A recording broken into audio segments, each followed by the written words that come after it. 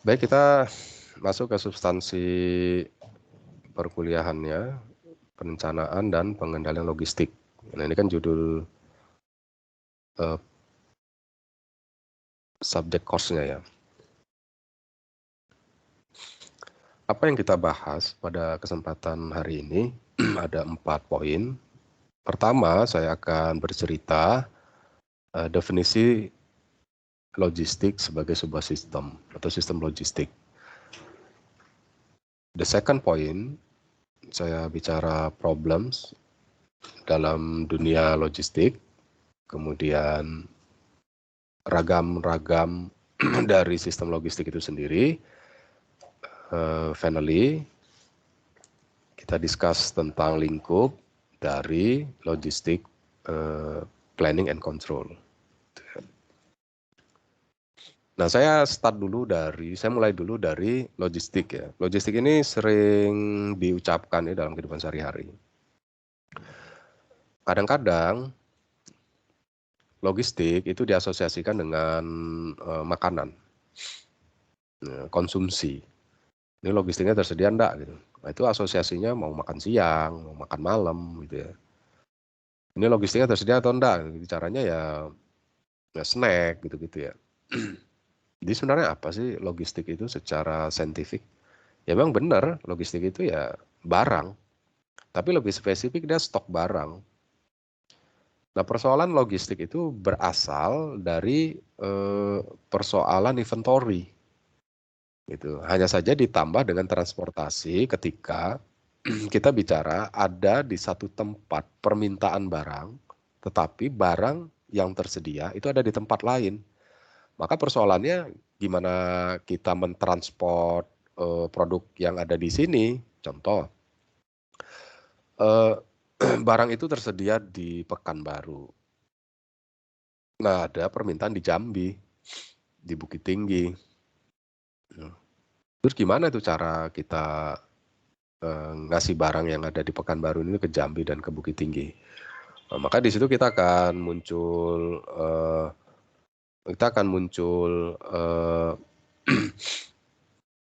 persoalan transportasi kan. Nah, begitu persoalan menghantarkan barang muncul lagi spek dari transportasinya. Ini mau ngirimnya pakai jalan darat, jalan udara, laut. Kalau jalan darat ada lagi persoalannya, mau kereta api atau truk. Ketika dipilih truk, muncul lagi persoalannya yang kapasitas berapa dan seterusnya.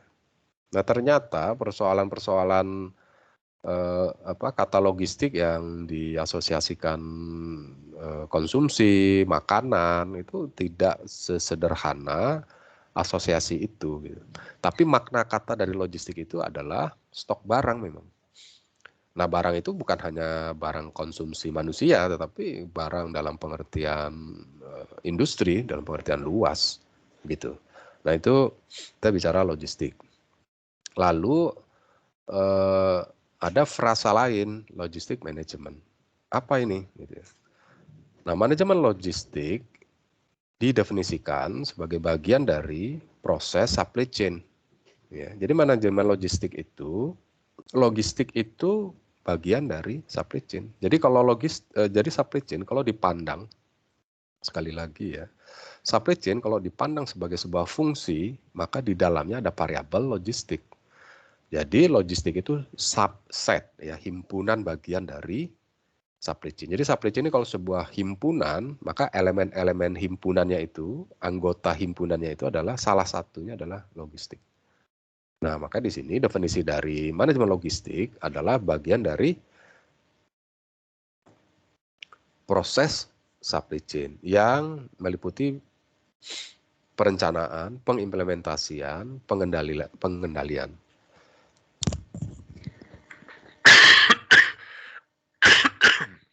Nah, apa yang dikendaliin? Pertama itu aliran. Kedua itu penyimpanan. Dan yang ketiga itu informasi. Nah, perhatikan di sini. Logistik itu ya ada 3 isu yang harus dikelola. Pertama flow-nya, alirannya. Aliran itu bicara dari titik-titik ke titik-titik. Itu kita bicara flow. Jadi kita bicara flow management. Yang berikutnya adalah kita bicaranya adalah penyimpanan, ya, penyimpanan barang. Nah, di sini kita bicara dua isu. Pertama, bicara ketersediaan, maka kita bicara stok, ya kan? Yang kedua kita bicara fasilitasnya, bicara gudang, gitu. Dan yang ketiga kita bicara informasi. Nah, di sini kita bicara informasinya apa-apa saja ya.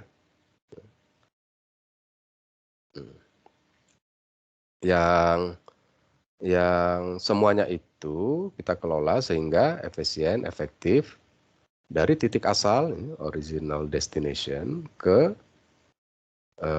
titik konsumsi, destination point, gitu ya, untuk memenuhi kebutuhan pelanggan. Nah, di sini ada juga nih istilah memenuhi kebutuhan pelanggan.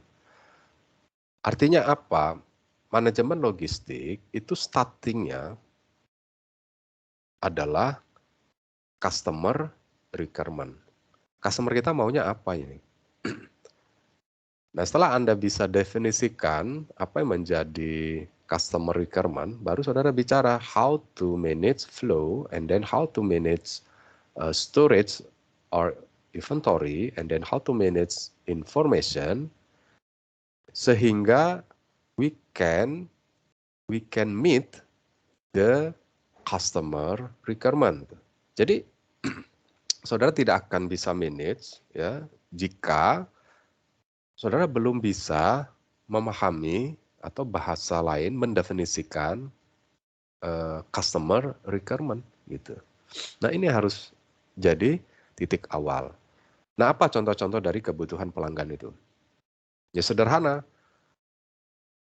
Kalau bisa tepat waktu, barang tidak rusak. Kalau saya pesan 10, ya saya terima 10. Kalau saya pesan datang hari ini jam 10, ya datang hari ini jam 10. Jangan pakai nyasar-nyasar gitu dan seterusnya. Ya, jadi itu ada the right time, the right quality, the right place dan seterusnya. Nah, begitu kita sudah bisa definisikan kebutuhan pelanggan, maka kita mulai bisa mengelola bagaimana cara memenuhinya itu. Dari 3 isu, dari isu aliran, isu penyimpanan, dan isu informasi. Nah, itulah bicara manajemen logistik. Berarti yang menjadi pokok perhatian kita kan sebenarnya stok barang tadi. Ya kan? Nah, dari stok barang itulah baru kita bicara ini gimana nih cara mendelivernya gitu ya. Terus ini gimana nih cara nyimpannya. Terus ini gimana sih cara ngomong-ngomongnya. Itu kan bicara informasi ya. Begitu. Nah, selanjutnya ada frasa lain yaitu sistem logistik. Ya, jadi sistem logistik itu didefinisikan sebagai jaringan organisasi, orang, aktivitas, informasi, dan sumber daya. Jadi kata kuncinya network. Organisasi, berarti kita bicara banyak perusahaan ini. Kalau bicara sistem logistik itu bicara banyak perusahaan, bicara banyak orang, bicara banyak aktivitas, bicara banyak informasi yang berseliweran, bicara macam-macam jenis sumber daya yang terlibat dalam aliran fisik produk dari pemasok ke pelanggan. Nah, kalau kita bicara objek, maka kita bicara objek itu sistem logistik sebagai sebuah objek. Bagaimana cara mengelola sistem logistik itu, maka kita bicara manajemen logistik. Maka makna manajemen logistik itu intinya adalah kumpulan dari metode-metode atau pendekatan-pendekatan atau teknik-teknik yang kita gunakan untuk bisa mengelola sistem logistik. Artinya untuk bisa mengelola jaringan organisasi, bisa mengelola kumpulan orang-orang yang terlibat dalam macam-macam aktivitas logistik, bisa mengelola macam-macam jenis aktivitas, aktivitas beli, aktivitas simpan, aktivitas order, aktivitas kirim, aktivitas apalagi ya, aktivitas simpan, mengelola informasi, sumber daya, dan seterusnya. Nah, itu kalau kita bicara beberapa terminologi ya, mulai dari what is logistik, And then what is logistic management, dan what is logistic system, gitu ya. Jadi sangat clear lah ya perbedaan. Nah sekarang kita masuk kepada pembicaraan what's the problem with the logistic management. So what the problem we must face in logistic environment. Apa yang kita hadapi di dalam pengelolaan logistik ini? Cuman 4 gitu, permasalahan logistik itu. Tapi ya kompleksitasnya tidak sesederhana yang kita bayangkan. Pertama, logistik itu dihadapkan ada persoalan-persoalan lokasi. Kedua, persediaan. Ketiga, penyimpanan dan transportasi. Nah, di sini harus ada catatan ya. Ketika ditanya apa sih bedanya sistem logistik dengan sistem supply chain. Gitu ya. Apa tuh bedanya? Sistem logistik dengan sistem supply chain. Sudah saya jelaskan tadi bahwa logistik itu as a part of supply chain system. Dia bagian dari supply chain system. Simpelnya, di supply chain kita bahas production activities. Kita bicara how to produce the product, what the volume, what the various, when we produce, ya, bicara scheduling, bicara apa yang kita buat, berapa banyak dari setiap variasi itu kita buat, dan kapan dimulai, berapa banyak dibuat, itu bicara production. Supply chain bicara tentang production. Logistik tidak, itu saja perbedaannya. Ya, makanya di dalam permasalahan logistik itu poinnya adalah lokasi, persediaan, penyimpanan, dan transportasi gitu. Oke, di sini saudara perlu pahami. Tapi dalam kesehari-harian kadang ya sesuka hati saja menggunakan terminologi, ya enggak ada masalah. Ya kalau di dunia praktis ya silakan saja. Tapi di dalam dunia akademik, saudara tidak boleh menyamakan antara logistik sistem dengan supply chain system. Ya, karena itu memang objek dengan cakupan yang berbeda-beda. Lalu ketika kita bicara lokasi, sebenarnya apa yang kita hadapi? Di sini kita dihadapkan pada misalnya ingin memilih di mana ya lokasi distributor kita. Ketika kita punya pabrik itu berada di Karawang, Jawa Barat. Saya mau memenuhi kebutuhan pelanggan-pelanggan saya yang ada di Sumatera Barat. Maka pertanyaannya, perlu gudang atau tidak? Perlu distributor atau tidak? Apa enggak kita deliver langsung aja nih dari pabrik ke customer kita? Memangnya customer kita siapa? Ya tergantung produk lah ya. Misalnya apa? Misalnya produknya sepeda motor. Ya udah dari pabrik sepeda motor langsung aja tuh retailer sebagai customer kita ya. Retailer customer ya. Tuku-tuku sepeda motor tuh. Apakah kita dari pabrik langsung aja ke retailer? Gitu. Enggak efisien gitu. Repot kita itu untuk membawa sekali memasok di Sumatera Barat itu bisa 10.000 unit misalnya.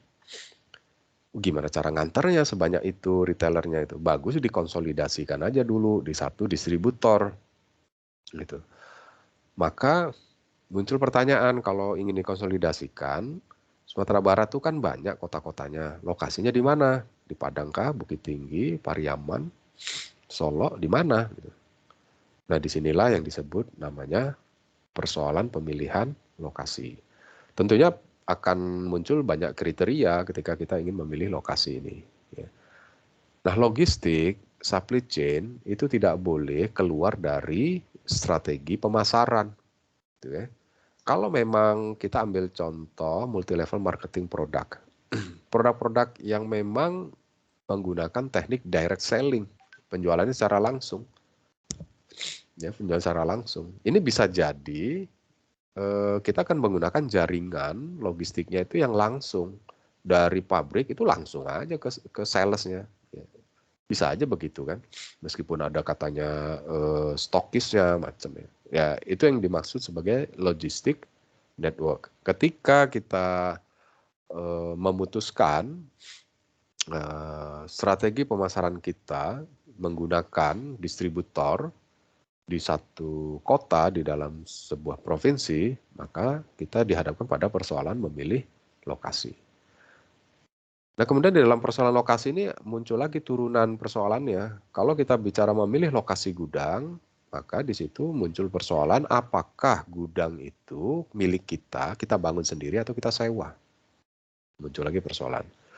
Nah, apa yang menjadi orientasi kita? Orientasi kita apapun yang kita putuskan itu dalam rangka minimisasi total biaya logistik. Gitu.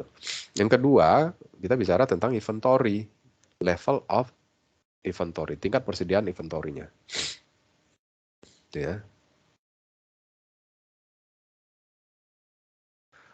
Dan persediaan inventory. Di sini kita bicara order size ya, dan seterusnya lah gitu ya, yang berkaitan dengan persoalan-persoalan inventory control. Dan yang ketiga kita bicara penyimpanan. Nah, penyimpanan yang saya maksud di sini adalah tempat penyimpanan. Bahasa lainnya adalah gudang, gitu ya. Gudang. Bicara capacity, kemudian bicara material handling equipment untuk mengoperasikan gudang, yang barang datang, gimana cara unloadingnya atau kita mau loading, yaitu persoalan logistik. Kemudian transportasi, kita bicara moda-moda transportasi. Ya. Nah, permasalahan logistik ini menjadi kompleksitas ketika kita lebih dalam menyelami tipe dari produk logistik itu. Produk itu ada dua tipe. Satu, fungsional produk, dan yang kedua, produk inovatif. Produk-produk fungsional ini produk-produk yang standar ya. Contoh, beras, ya sembako lah ya. Minyak goreng, itu fungsional produk. Functional product. Kalau produk-produk seperti handphone itu inovatif, produk life cycle-nya itu pendek, variasinya itu banyak. Nah, itu produk-produk inovatif ya. Baju ya, tapi baju-baju yang fashionable ya. Ya, kalau baju sekolah sih ya bisa fungsional juga gitu ya. Nah, itu alat-alat elektronika itu semua inovatif, produk yang dia punya ciri produk life cycle-nya pendek. Nah, itu logistiknya berbeda. Cara mengelola logistiknya berbeda. Maka kita tidak bisa membuat segala sesuatunya itu sama. Lalu bagaimana nanti metodologi kita mengelola logistik ini? Ya, selalu diawali dari pemahaman yang benar terhadap produk. Kita harus tahu dulu ini produk tipe apa gitu. Itu yang paling simpel ya. Jika kita bicaranya adalah produk inovatif, itu pendekatannya quick response itu, responsiveness itu. Jangan ketika ada orang butuh, kita nggak punya stok. Nah, kalau begitu responsiveness itu orang butuh, jangan sampai kita tidak punya stok. Nah, kalau itu kata kuncinya, paling simpel adalah saudara bicara persediaannya harus optimal. Bisa jadi saudara main di stok yang banyak. Yang kedua, saudara akan bicara tempat penyimpanannya itu dekat dengan customer. Dan yang ketiga, saudara harus punya transportasi yang handal. Supaya apa? Ketika ada permintaan ya bisa cepat dipenuhi. Nah, itu bicara agility, responsiveness. Produk-produk fungsional itu bicaranya jangan banyak biaya-biaya yang keluar. Gitu ya. Misalnya minyak goreng tuh. Minyak goreng. Ya stoknya janganlah banyak-banyak. Kenapa? Karena nanti inventory cost-nya gede. Nah, dia bicara efisiensi, cost reduction. Nah, itu yang dikenal dengan orientasi dari lean. Ya. Orientasi dari lean. Jadi banyak improvement ke hulu, ke internal. Tapi kalau kita bicara ya responsiveness, maka kita bicaranya ke hilir ya. Gimana caranya as soon as possible ya to meet the customer order gitu. Nah, di sini apapun karakteristik dari produk tadi, mau dia yang berorientasi kepada responsiveness maupun yang berorientasi kepada efisiensi dan cost reduction, kita akan tetap dihadapkan pada 4 persoalan logistik, yaitu lokasi, persediaan, penyimpanan, dan transportasi. Gitu.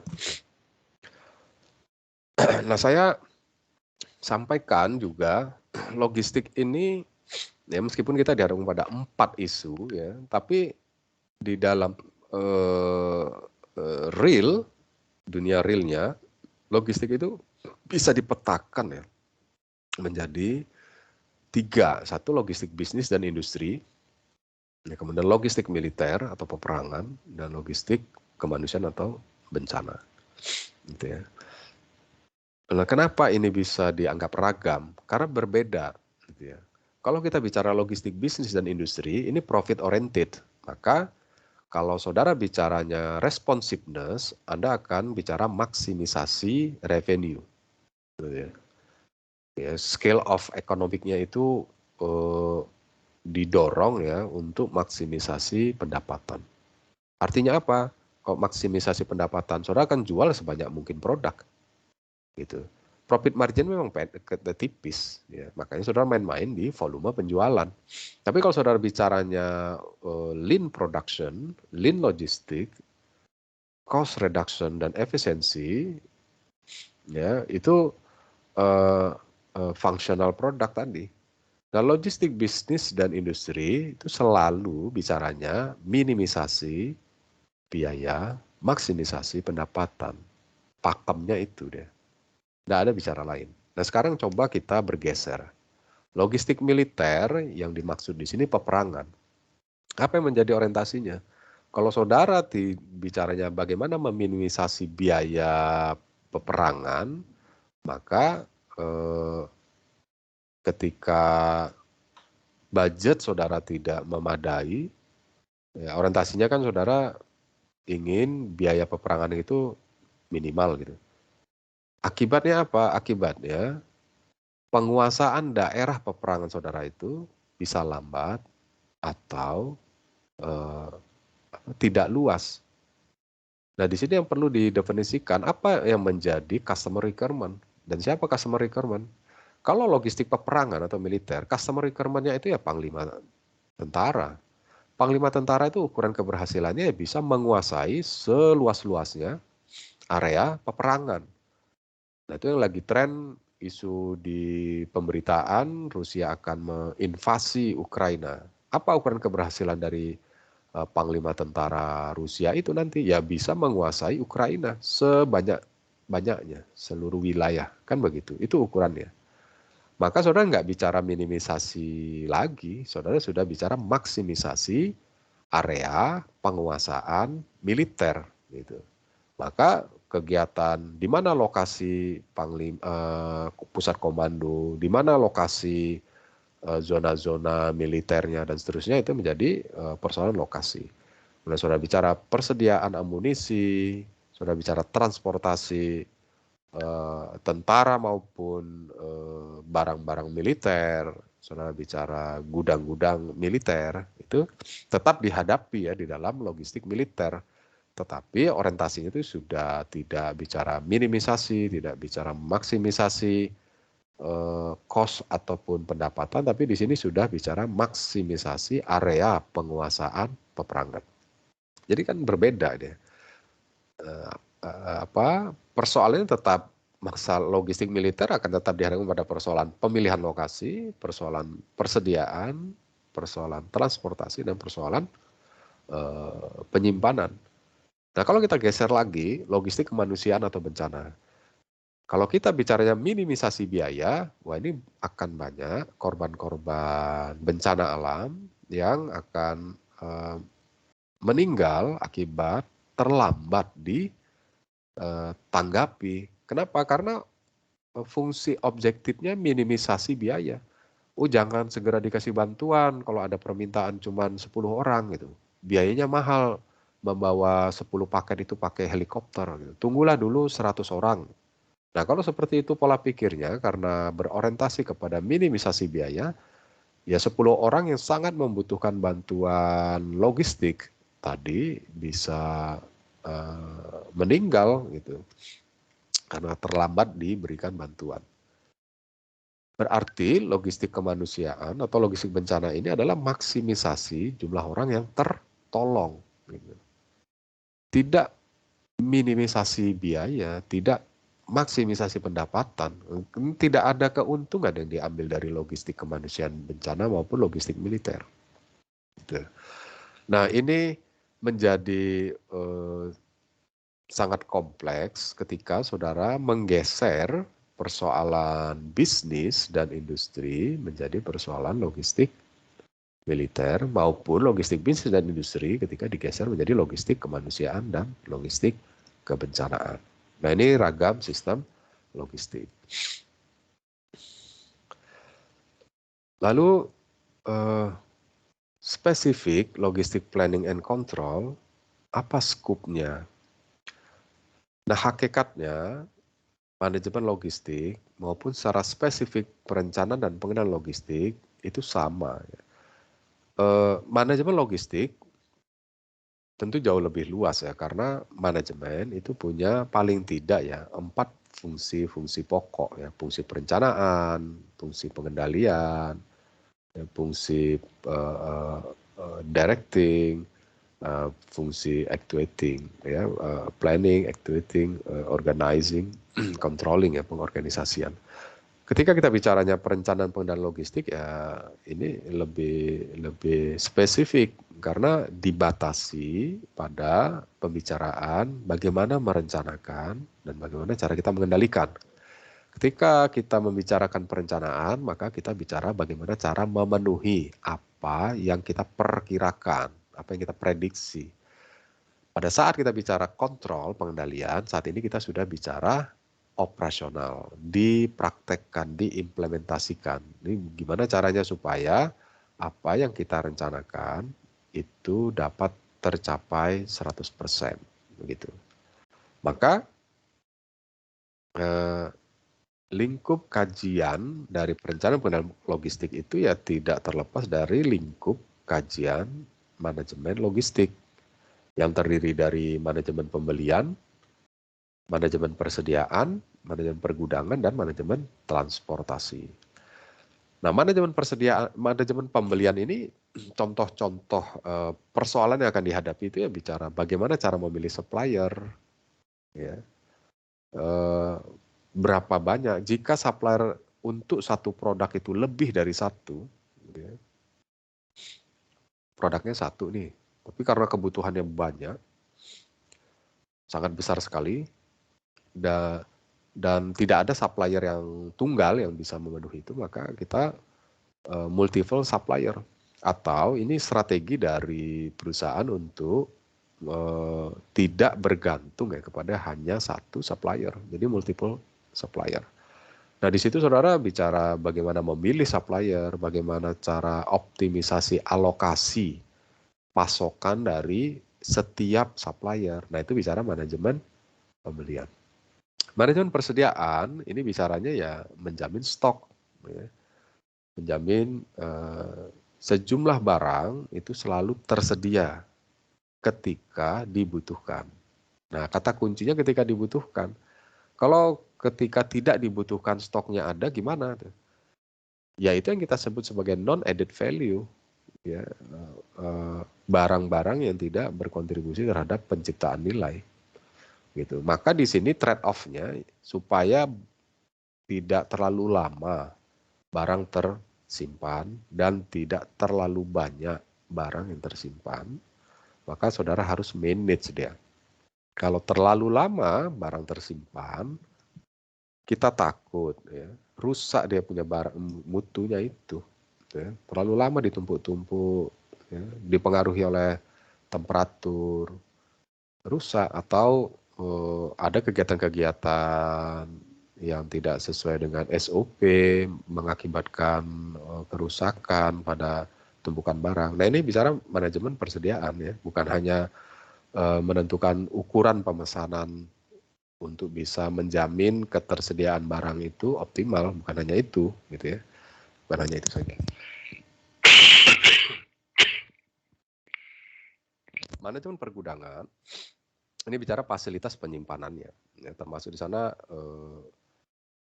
alat material handlingnya tadi, kemudian kapasitas gudangnya, dan termasuk teknologi yang digunakan untuk pengelolaan barang-barang yang ada di gudang. Manajemen transportasi ini bicaranya moda transportasi dan desain-desain intermoda transportation. Ini pokok bahasan di dalam perencanaan dan pengendalian logistik. Jadi kita bicara pembelian, persediaan, pergudaan transportasi. Hakikatnya ya sama lah ya dengan akar persoalan yang selalu dihadapi dalam sistem logistik tadi, lokasi, persediaan, penyimpanan, dan transportasi. Apa yang menjadi tujuan pokok ketika kita merencanakan dan mengendalikan logistik? Ya? Apa yang menjadi tujuan pokoknya? Tujuan pokoknya itu ada dua atau trade-off di antara keduanya. Ada kalanya kita tutup mata dengan hal lain. Apapun yang kita lakukan dalam rangka minimisasi total biaya logistik. Apa saja yang kita lakukan. Kemudian ada kalanya kita bicara maksimisasi service level. Kita akan berorientasi kepada kepuasan dari pelanggan kita. Sehingga kita berani berkorban mengeluarkan biaya lebih mahal ya dibandingkan dengan yang seharusnya. Kenapa? Karena kita ingin bicara service yang maksimal gitu. Nah itu ekstrimnya ya. Ada kalanya kita mencari titik temu antara upaya meminimisasi total biaya logistik dengan maksimisasi service level. Gitu ya. Service level ini contohnya adalah ketepatan waktu dan ketepatan jumlah ataupun ketepatan kualitas dari barang. Contoh, kalau saya pesan barang, harus saya terima jam 10 pagi ini, maka dikatakan service levelnya itu 100%, barang itu sampai hari ini jam 10. Kalau lebih cepat bagaimana? Ya tidak diharapkan juga, lebih lambat apalagi. Kalau dalam konteks industri, barang yang datang lebih cepat, itu ada resiko tidak bisa di-unloading. Kenapa? Karena space-nya itu belum tersedia. Barang itu masih ada di gudang. Kenapa saya pesan jam 10? Supaya ketika jam 10 barang yang ada di gudang, barang yang sama ya, misalkan barang X, itu saya keluarkan, space-nya sudah tersedia. Begitu jam 10 datang pula barang X ini ya bisa langsung saya tempatkan. Tapi kalau dia datang lebih awal 30 menit, barang yang ada di gudang itu belum keluar. Artinya barang baru itu tidak punya space. Nah itu persoalan. Kenapa persoalan? Kan bisa nunggu si truknya. Ya apa betul truknya mau nunggu. Kemudian ketika menunggu itu akan muncul resiko-resiko kerusakan. Ya macam-macam ya. Maka ketepatan waktu, the right time, itu menjadi salah satu isu dalam manajemen logistik. Gitu ya. Jadi saya akan carilah ya titik temu minimisasi total biaya logistik dengan service level. Kenapa disebut total biaya logistik? Karena memang komponen biaya logistik itu macam-macam. Macam-macam. Mulai dari inventory, mulai dari inventory dan transportasi gitu. Jadi upaya saya ketika inventory cost-nya itu minimal, tetapi transportation cost-nya itu melonjak, ya sama aja, total cost of logistik saya ya tetap mahal. Yang ideal itu inventory cost saya bisa turunkan, transportation cost saya bisa turunkan, gitu deh. Oke, saya kira ini yang penting gitu. Dan kita akan dihadapkan kepada persoalan ketika saudara maksimisasi service level, itu berpotensi ya, saudara meningkatkan biaya logistik. Gitu. Kenapa? Karena saudara kan pingin cepat merespon permintaan konsumen. Berarti stok barang saudara harus selalu tersedia. Gitu. Nah itu bisa ditafsirkan stoknya besar. Maka naiklah biaya persediaan. Gitu. Begitu saudara agak longgar dengan service level, memang total biaya saudara itu bisa turun. Ya, seperti contoh cara mengirim barang. Ada permintaan 10, tapi kalau saudara mau kirim 10 itu ongkos transportasinya mahal. Yang ideal itu 20. Saudara tunggu pula lagi 10 unit paket lagi supaya jumlahnya 20. Akibatnya yang 10 paket tadi yang ingin diantar hari ini akan tertunda menjadi besok. Nah, di sini service level kita menjadi turun gitu. Akibat apa? Akibat saudara ingin menekan biaya logistik. Maka trade off ya antara minimisasi total biaya logistik dengan maksimum service level itu adalah hal yang sangat menarik gitu ya. Marketing berusaha kepada service level. Orang-orang logistik akan menekan-nekan biaya gitu. Karena key performance indikator mereka, unit mereka itu di cost gitu. Marketing di service gitu. Nah, ini kan menarik ya, ada konflik di dalam satu company dengan dua orientasi yang berbeda. Maka sebuah sistem logistik itu harus bisa mengakomodir sedemikian rupa supaya ada kompromi atau titik temu antara orientasi biaya dengan service. Demikian saja ya untuk pengantar dari perencanaan dan pengendalian logistik ini. Selanjutnya kita bisa diskusikan.